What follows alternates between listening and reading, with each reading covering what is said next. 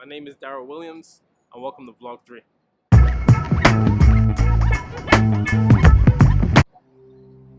So today I'm going to take a little bit more of a serious tone, if you will, and kind of pause and talk about what has been happening in our country in the last 3 weeks and what's just been happening in the world at large since the beginning of the year.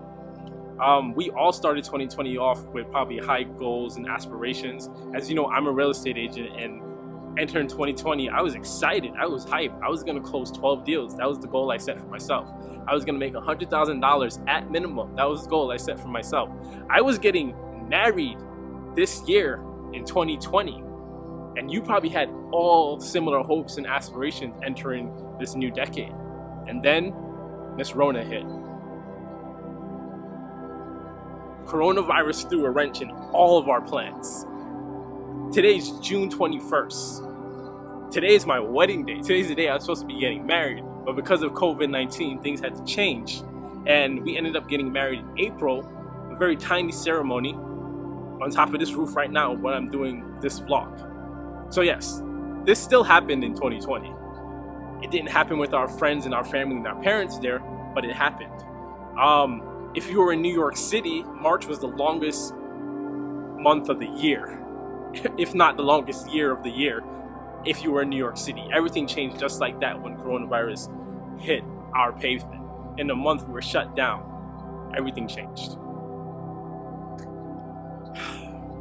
People are dying. In April was the worst. 800 people a day were dying. Not to mention people who've lost their jobs, the number of people on unemployment then and still now. The economic fallout, it was looking dark and dire. And to add insult to injury, May 25th, George Floyd was killed by a police officer who kneeled on his neck for 8 minutes and 46 seconds. And that put the country in a social uproar. And just to show once again that systemic racism is still a problem in our country. So on top of coronavirus, people losing their jobs, people dying, economic fallout. This year's an election year. We have social unrest on top of that. The last 3 weeks, there's been marches all over this country, this city, and even the world. People in England and Europe were protesting.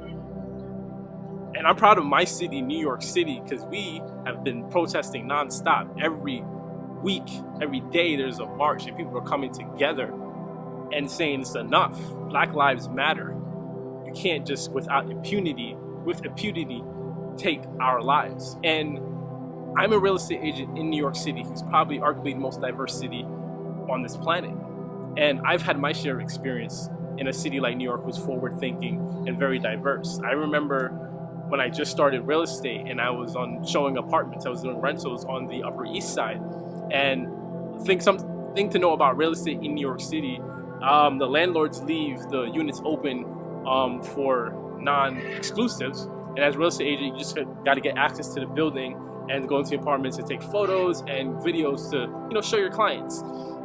You don't always have the key to the front door of the building, so you have to wait outside for a tenant to come out and then go in. It always felt shady. I hated doing it, but it was part of the hustle, so I had to do it. So I remember one time I was on the Upper East Side in a building, and I called the super. He's like, yeah, the apartment's open. You can go in when someone comes out. So I just dialed the button, buzz. It's kind of annoying. I can understand. But I buzzed. And I was like, hey, the super said I can come into the apartment. I'm a real estate agent. I'm just here to see a vacant unit. And obviously, no one buzzed me in. So I saw a guy coming out, and then I entered. And then the guy stopped me. It's an older white dude. And he was like, what are you doing? Do you live here? And I was like, no, I'm a real estate agent. And I'm here to show an apartment. And the super said I can go up, and he was like, let me see your business card. Like, did the super really tell you that? Called the super, get him on the phone. So, I didn't have to do that. I could have told him to go to hell and continue about my business, and then he probably could have called the cops, and the situation could have turned out different, or I could have just ignored him and walked out the building. But I gave him the phone. I called him, super confirmed. He gave him my business card. I didn't say nothing to him, and I just went up, and I was like, yeah, I told you. Why would I be lying? And that kind of just turned me off from doing rentals on the Upper East Side, especially if I didn't have access to the building already and to the apartment. And that's kind of an experience that I had. Whereas my colleague in the firm, who's a white real estate agent, does tons of deals on the Upper East Side, the same unit, same listing, don't have a key, has no issue getting into the building because, people just give him the benefit of the doubt. And that's just one of my experiences, dealing with racism or prejudice, if you will. And it's frustrating, and people are angry. So that's why people are protesting and marching, as you can see, all over the country and all over the world, because it just doesn't make sense for this to keep happening. It doesn't make sense for you to kneel on someone's neck for 8 minutes and 46 seconds while they cry for their mother. And that's just some of what's been happening in our world in 2020. It's like this year is done. It's over, right?